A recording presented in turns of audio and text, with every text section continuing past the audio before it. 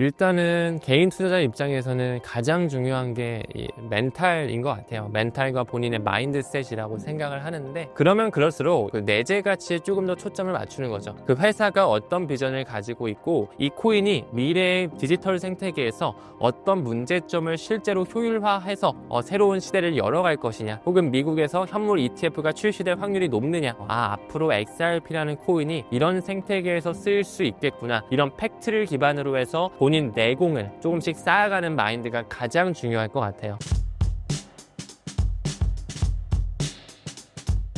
리플사가 현재 많은 물량을 보유 중인 것으로 알고 있는데 리스크는 없나요?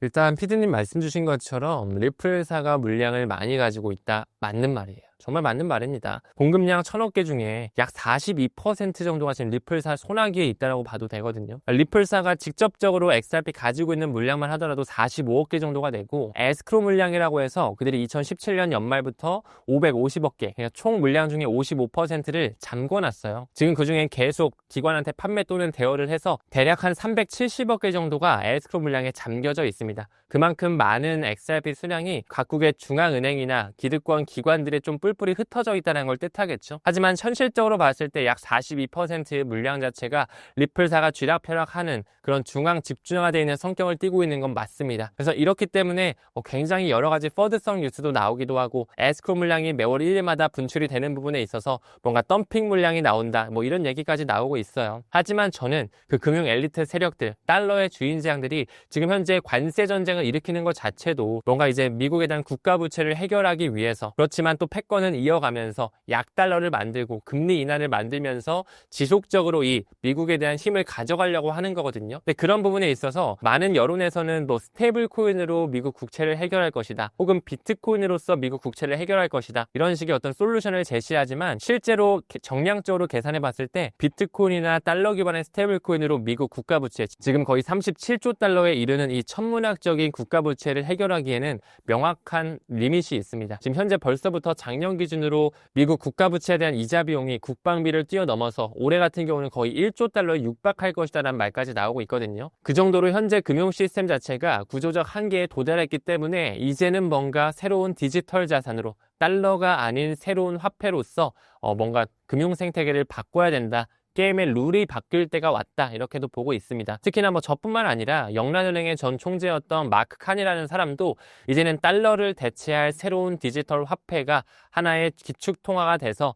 전 세계를 포용해야 된다, 이런 얘기가 나오고 있는데, 저는 그들이 달러가 아닌 새로운 디지털 자산, 비트코인이 아닌 어떤 코인을 활용한다라고 했을 때 그게 XRP가 될 확률 또한 저는 충분히 열어놔야 된다고 생각을 합니다. 그 정도로 중앙 집중화되어 있고 이미 많은 중앙은행이 어느 정도 포진이 되어 있다는 것 자체가 이 가치를 끌어올림으로써 충분히 그레이트 리셋을 만들 수 있는 가능성을 열기 때문에, 저는 충분히 비전 투자를 해야 되는, XRP 또한 장기적으로 가져가야 되는 코인이다 라고 생각을 해요. 장기적으로 리플을 가져가는 수단으로 적립식 투자는 어떻게 생각하시나요? 저는 개인적으로 암호화폐 투자할 때 피디님 말씀해주신 적립식 투자, DCA라고 하죠. 달러 코스트 에버리징, 달러 비용 평균법이라고 하는 그 분할 매수가 굉장히 효율적이라고 생각을 해요. 사실 저의 개인적인 사견뿐만 아니라 이미 코빗 리서치 센터에 대한 결과치나 학술 연구지에 보면은 변동성이 큰 자산일수록 분할 매수 전략, DCA 전략이 수익률 측면에서 효율적이라는 말이 나오고 있거든요. 근데 실제로 우리가 바닥점이 어딘지 모르잖아요. XRP가 2,000원 후반대, 3,000원 초반대 지금 왔다 갔다 하고 있는데, 어디가 바닥 구간인지, 조금 더 떨어질 수도 있고 올라갈 수도 있고 하기 때문에 우리가 많이 적금 들듯이 한 달에 10만 원, 20만 원씩 비트코인도 조금씩 사 모으는 것처럼 XRP도 일주일에 한 번, 주기가 짧으면 좋습니다. 한 달에 한 번 사셔도 되고 2주에 한 번, 일주일에 한 번, 저 같은 경우는 하루에 한 번씩 사거든요. 그러니까 그 주기가 짧으면 짧을수록 점점 이 매수 단가가 낮아지는 경향이 있기 때문에 분할 매수 전략 매우 중요하고 꼭 해야 되는, 벤치마킹 해야 되는 그런 개인 투자자들의 전략이다 라고 말씀드릴 수 있을 것 같아요. 그렇다면 분할 매수 전략으로 접근할 경우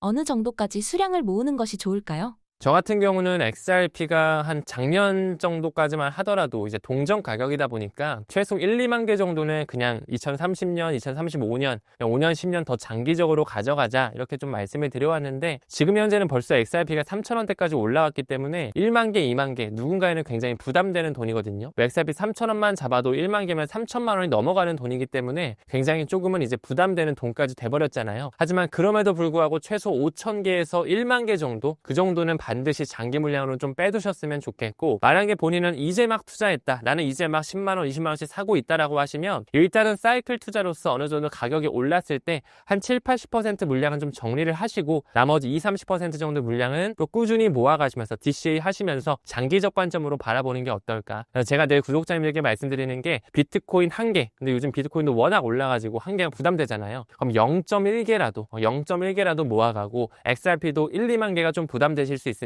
한 5,000개에서 1만 개 정도만 좀 장기적으로 좀 따로 빼두자라고 좀 말씀드리고 싶습니다. 리플에 투자하는 사람들이 반드시 가져야 할 마음가짐에는 어떤 것들이 있을까요? 일단은 개인 투자자 입장에서는 가장 중요한 게 이 멘탈인 것 같아요. 멘탈과 본인의 마인드셋이라고 생각을 하는데, 사실 뭐 우리 개인 투자자 입장에서는 세력의 의도를 100% 알 수는 없잖아요. 그들이 뭐 정말로 다크풀 거래나 마켓 메이커를 통해서 가격을 조작하는지 안 하는지도 뭐 100% 알 수가 없고, 그들끼리 OTC 거래로 얼마나 많은 물량들을 누가 누구한테 넘기는지도 100%는 알 수가 없기 때문에 정말 멘탈 관리를 어떻게 해야 될까라는 생각을 저도 굉장히 많이 했거든요. 그러면 그럴수록 인스트링트 밸류라고 하죠. 그 내재 가치에 조금 더 초점을 맞추는 거죠. 그 펀더멘탈적인 그 회사가 어떤 비전을 가지고 있고 이 코인이 미래의 디지털 생태계에서 어떤 문제점을 실제로 효율화해서 새로운 시대를 열어갈 것이냐, 그리고 기관의 채택을 받았느냐, 혹은 미국에서 현물 ETF가 출시될 확률이 높느냐, 시가총액은 어느 정도 되느냐, 리플사의 초기 투자자가 누구이며 그 전주의 자금은 어떤 세력과 연관성을 가져가는지, 현재 리플사가 계속 싱가포르, 두바이와 같은 국가 단위의 라이선스를 취득하고 있고, 부동산 토큰화에서도 XRP 레저가 쓰이고 있고, 최근에 비보파워라는 에너지 회사에서도 XRP를 전략적으로 모아간다라고 하고, 이런 식의 움직임을 미뤄보면서 앞으로 XRP라는 코인이 이런 생태계에서 쓰일 수 있겠구나,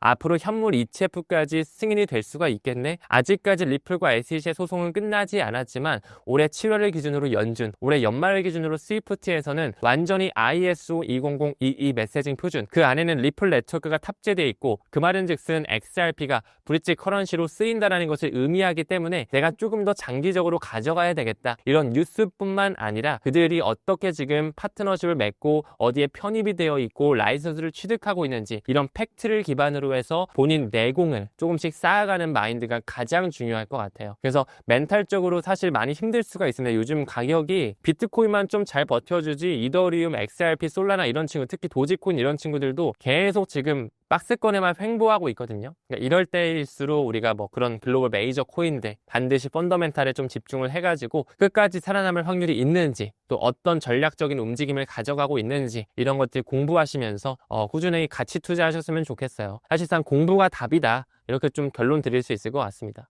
리플 이외에도 주목하고 계신 코인들이 있을까요? 네, 물론입니다. 뭐 XRP 하나만 가지고 전체 이 디지털 패러다임을 만든다라고 하는 건 어폐가 있다라고 보고요. 앞으로도 필요한 생태계 중에 또 스마트 컨트랙도 굉장히 필요한 부분이죠. 스마트 계약이라고 하는 그런. 그리고 또 디지털 금으로서 비트코인도 지금 꾸준히 기관과 국가의 채택을 받고 있거든요. 지금 파키스탄에서도 비트코인을 전략적으로 모아가겠다. 최근에 IMF에서도 비트코인을 온라인 금, 하나의 가치 저장 선으로 인정하면서 재무자산에 편입시키고 있거든요. 저는 반드시 비트코인이 이 IMF에서 관장하고 있는 특별 인출권이죠. 이 SDR의 포괄적인 개념인 외환 보유고에서 반드시 비트코인이 편입될 거라고 봐요. 지금은 뭐 미국 달러라든지 미 국채라든지 실물금 이런 것들을 포함하고 있다면 5대 기축통화뿐만 아니라 비트코인 역시도 그 외환 보유고에 들어오면서 굉장히 큰 국가 단위의 포모의 시기가 저는 올 수 있다라고 봅니다. 그렇기 때문에 이더리움과 솔라나와 같은 스마트 컨트랙이라든지 온라인 금으로서 활용되는, 최근에도 미국의 재무부에서도 인정하고 있거든요. 비트코인도 우리가 반드시 조금씩 모아갈 필요가 있다라고 생각하고, 또 CBDC 세상에서 어느 정도 인간의 존엄성이나 어떤 그런 익명성 같은 걸 보장해주는 프라이버시 섹터도 굉장히 또 중요해요. 그리고 여러 가지 블록체인들을 연결해 줄 수 있는, 바깥 세상에 있는 걸 블록체인으로 얹을 수가 있는 오라클 문제를 해결할 수 있는 그런 체인링크라든지 폴카닷 같은 그런 친구들, 뭐 그 이외에도 게임 섹터나 메타버스 섹터라든지 밈코인 섹터에서도 끝까지 살아남을 수 있는 커뮤니티 토큰 섹터가 있거든요. 그러니까 그런 것들을 우리가 공부하면서 하나의 코인에만 올인하는 게 아니라 이런 섹터들이 앞으로 디지털 생태계에서 피어나고 더 발전이 되겠구나. 그러면 나는 이 섹터에서 대장격으로 있는 것들, ETF가 될 수 있는 친구들, 그런 것들을 쏙쏙 뽑아가지고 조금 더 포트폴리오 분산화해서 하나의 코인에 집중하는 게 아니라 이 시장 전반에, 암호화폐 생태계 전반에 투자할 수 있는 그런 비전 투자자가 되시는 것도 매우 좋을 것 같습니다. 마지막으로 신사임당 구독자분들께 한 말씀 부탁드립니다. 네, 일단은 또 이렇게 좋은 신사임당 채널에서 인터뷰할 수 있게 돼서 너무나 감사한 시간이었고요. 이제 시간이 지남에 따라 비트코인이 조금씩 오르는 과정, 그리고 이제 알트 시즌도 뒤에서는 준비되어지고 있다라고 말씀을 드리고 싶어요. 그래서 여러분들께서 욕심을 조금씩 버릴 준비를 오히려 더 하셔야 된다라고 저는 생각을 하고, 이제 막 투자를 하신다면 반드시 공부를 좀 수반하시면서 집중적으로 가치 투자를 좀 하시는 게 어떨까라는 말씀 좀 드리고 싶고, 지금 저 같은 경우도 타임 레버리지라고 하는 유튜브 채널을 운영하고 있는데 XRP뿐만 아니라 글로벌 메이저 코인에 대해서 다루고 있으니까 좀 진정성 있게 공부를 하고 싶으시다라고 하면 한 번씩 오셔서 공부 같이 하셨으면 좋겠습니다. 오늘 함께 성장해 주심에 대단히 감사합니다. 네, 고맙습니다.